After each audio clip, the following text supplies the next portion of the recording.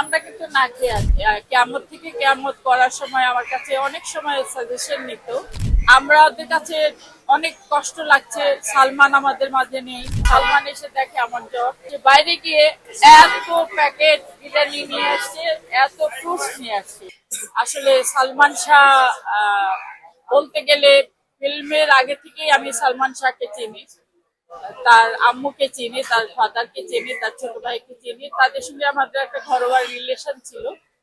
তো কিয়ামত থেকে কিয়ামত করার সময় আমার কাছে অনেক সময় সাজেশন নিত যে কি করলে ভাল লাগবে, কোনটা করলে ভাল লাগবে, কারণ সে একদম নিউ কামার ছিল।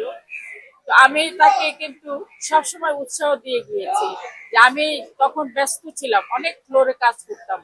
তা আমি তখন সালমানকে বলেছি, আমি যে যে ফ্লোরে কাজ করি তুমি সেখানে সেখানে এসে দেখবা আমি কিভাবে কাজ করি, তাহলে তোমার অভিজ্ঞতা বাড়বে।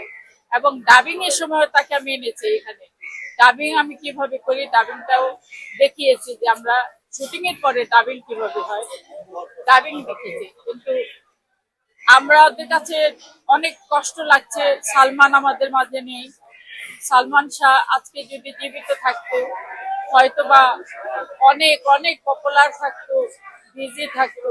অবশ্যই সে সেই জাতিরই নায়ক, সে বিজি থাকার মতোই নায়ক ছিল, সুদর্শন নায়ক। তো আমরা তাকে এত তাড়াতাড়ি হারিয়ে ফেলেছি, এটা অকল্পনীয়। এটা আসলে আশা করি নেই সালমান আমাদেরকে ছেড়ে চলে যাবে। সালমানের আত্মার মাগফিরাত কামনা করি। সালমান চলে গিয়েছে, যায়নি। এই যে আপনারা যে এতজন সালমানকে নিয়ে গবেষণা করছেন, সালমান ভালো ছিল, আসলে ভালো ছিল, একটা লক্ষ্মী ছেলে ছিল। তো সালমানের জন্য আমি আপনাদের কাছে অনুরোধ করব, আপনারা সবাই দোয়া করবেন। সালমান যেখানে চলে গিয়েছে সেখানেও যেন আল্লাহ পাক তাকে ভালো রাখে।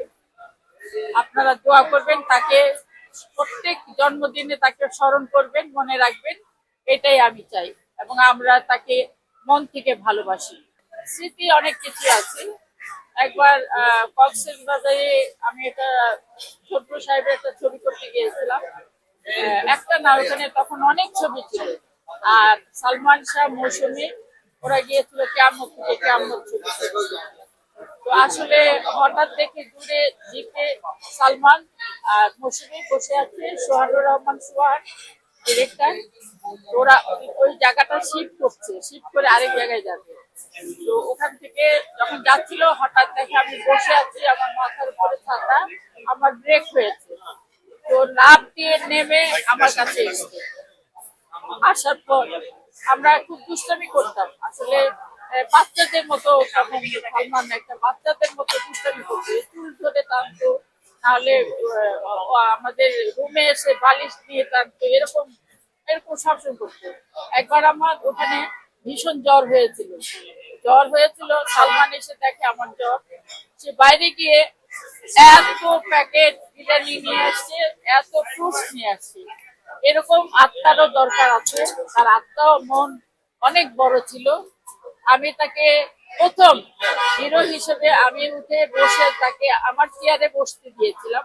এটা নিয়ে অনেকেই অনেক কথা বলেছে, আপনি একজন হিরোইন, আপনি বড় মাপের হিরোইন হয়ে সে আসতে না আসতে তাকে চেয়ারে বসতে দিয়েছেন, আপনার চেয়ারে। আমি একটা কথাই বলেছি, সে আমার চোখে মানুষ, সে একজন হিরো, ভবিষ্যতের হিরো। আমার চেয়ারে আমি কাকে বসাবো না বসাবো এটা আমার ব্যাপার। তো এগুলো ছিল, খুব খুশি ছিল আমার। মানে থাকলে হয়তো, যদি বেঁচে থাকতো হয়তো আপনারা দেখতে পারতেন যে আমার সাথে একটা কি সুন্দর সম্পর্ক ছিল। আজকে নেই, মনে পড়ছে, তাকে স্মরণ করি। আমরা মনে করি সে আমাদের মাঝেই আছে, সকলের মাঝখানে বেঁচে আছে, বেঁচে থাকবে। অন দুর্ভিক্ষর সময় মানুষ কিন্তু না খেয়ে থাকে।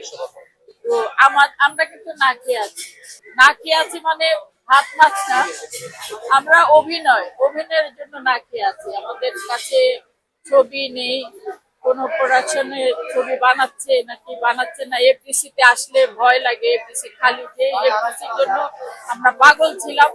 অলওয়েজ এফডিসি তে থাকতে চাইতাম, বাসায় যেতে চাইতাম না। সেই এফডিসিতে এখন আসলে আর ভালো লাগে না, মনে হয় বাসায় চলে যাই। তো আমরা চাই যে আমরা কাজের মাধ্যমে বেঁচে থাকতে চাই, আপনাদের মাঝে বেঁচে থাকতে চাই, যতদিন বাঁচি, আল্লাহ যতদিন বাঁচিয়ে রাখে। আর যদি হায়াত শেষ হয়ে যায় তখন তার কোনো কথা নেই। আপনাদের সকলের কাছে অনুরোধ করব, হায়াত মতো আল্লাহর হাতে, যদি কোনোদিন কোনো ভুল ত্রুটি করে থাকি কারো সঙ্গে, আমাকে ক্ষমা করে দিবেন।